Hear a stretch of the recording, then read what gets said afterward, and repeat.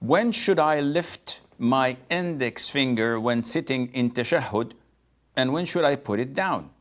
From starting of Tahiyyat itself, should I raise, or while saying Ashhadu an la ilaha illallah and continue?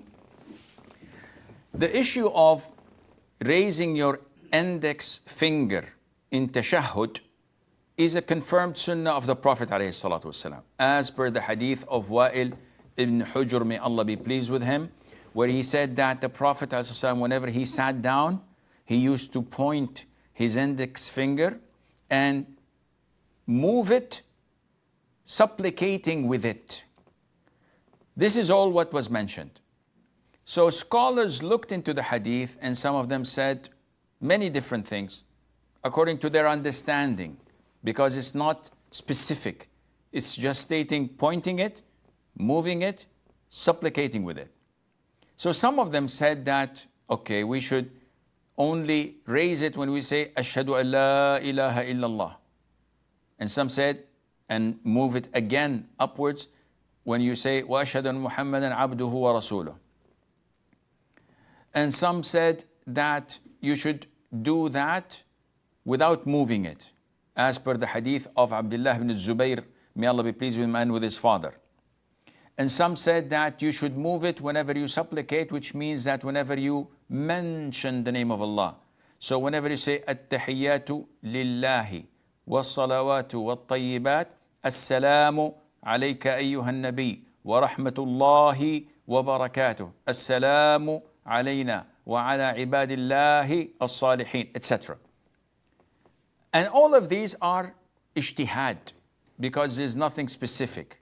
However, if you look at the hadith itself, it simply states that he used to point his finger from the beginning of the sitting position till the end, moving it, not going up and down, rather moving it, and moving it in its place as if it's shivering or shaking.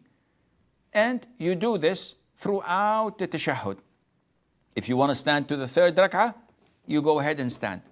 If you're in the last tashahhud, you continue to do it until you go for the salam.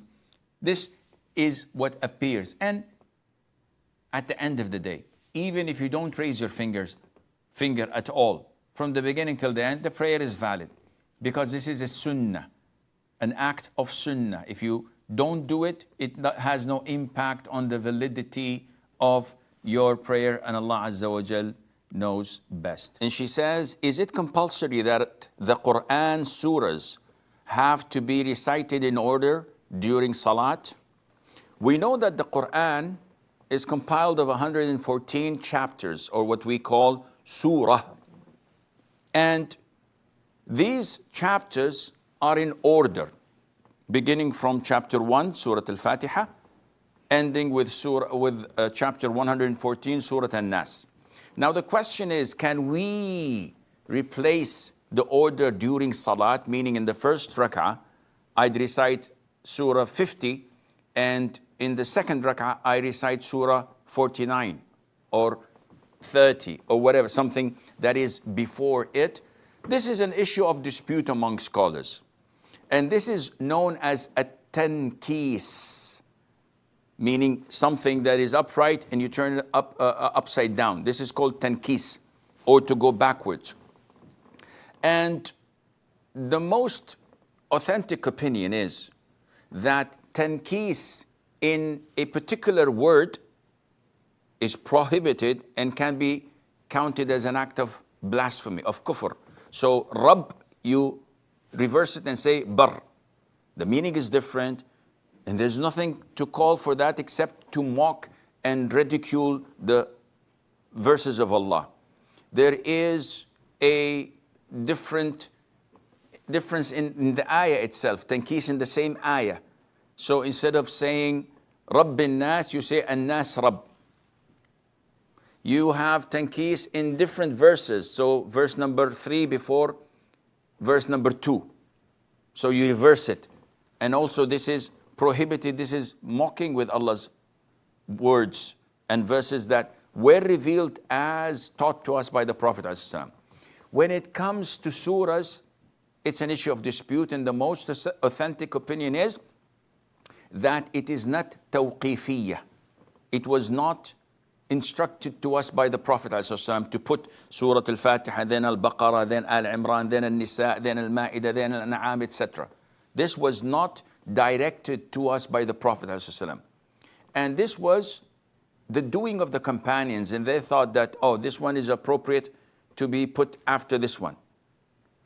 And the evidence, and the clear evidence, is the hadith of Hudayfa ibn al-Yaman, may Allah be pleased with him and with his father, when he prayed and offered night prayer once with the Prophet ﷺ. So the Prophet recited in the first rak'ah Surah Al-Baqarah, then Surah Al-Nisa, then Surah Ali Imran. And we know that it is in order: number 2, Baqarah; number 3, Al Imran; number 4, you get Surah An-Nisa. So this indicates that if it were to be an instruction from the Prophet ﷺ, it would have been written like that in the Quran, but it wasn't. So it is the doing of the Sahaba. And likewise, the Prophet ﷺ himself sometimes recited in the first rak'ah with Surah وَاللَّيْلِ إِذَا يَغْشَى, and in the second rak'ah وَالشَّمْسِ وَضُحَاهَا. And the order is different in the Quran, and there are so many answers to that, and Allah knows best. Rishika